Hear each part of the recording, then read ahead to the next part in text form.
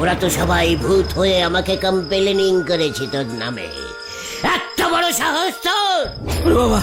ওরে বাবা, রাম রাম রাম রাম রাম রাম রাম রাম রাম রাম রাম রাম রাম। এবার কি হবে রে? এবার কি হবে? আমি তো পাঠার মাংসের ব্যবসা করি। তোর মুন্ডুটা মটকাবো এবার। ক্ষমা করুন ভূত রাজা পাঠা মশাই, আমি আর পাঠার মাংসের ব্যবসা করব না। তাহলে যা, তোর কাছে যত পাটা আছে সেগুলোকে ওই তালপুকুরের মাঠে বেঁধে ছেড়ে আয়।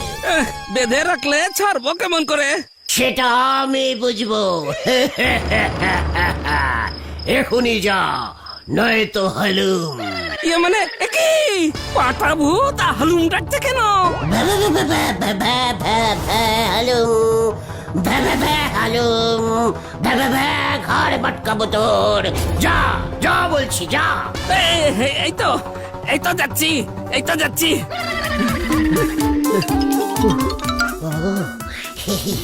খেয়ে দিলাম। আমি কি বুদ্ধিমান। বাকি কাজটা এবার তালপুকুরের মাঠে গিয়ে করতে হবে।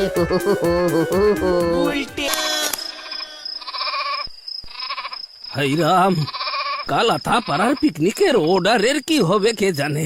একটা মারও মনে হয় নিচে পড়বে না, এদিকে আবার পাঁটা ভূত গার মটকাবে। না না না, আমি বাবা ওই আগে ভাগে গিয়ে ওই বোমার সঙ্গে নেপলা বাবুদের ঘটনাটা বলে রাখি।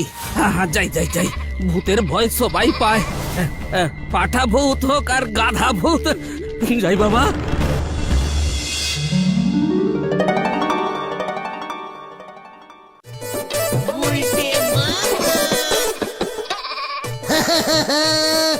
এই গুলটে গুহ কি চিজ সেটা তো ওই ছানুদা জানে না।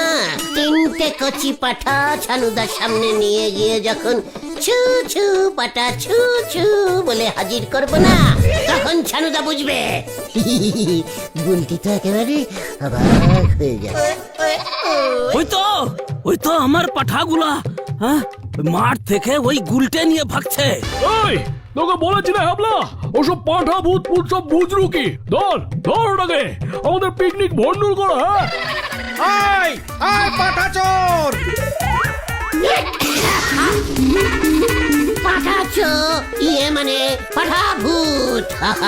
হ্যালো, ধর ধর ওটাকে ধর। ওরে বাবা রে, হ্যাবলাটা নাটলাকে আবার ডেকে এনেছে। ওলাই রে,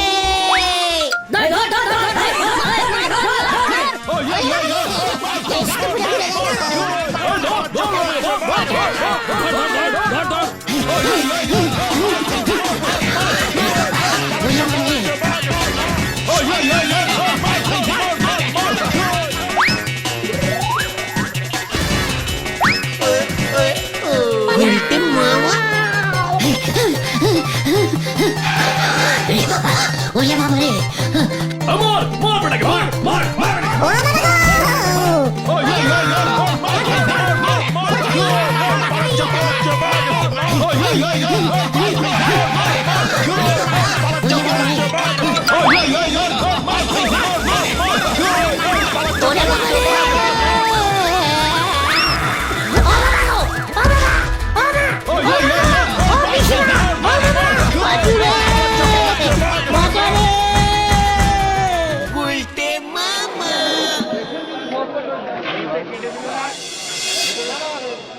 ও বাবা, আমি কি ভেবেছি নাকি ওই হ্যাবলা যে আবার ন্যাপলার কাছে চলে যাবে?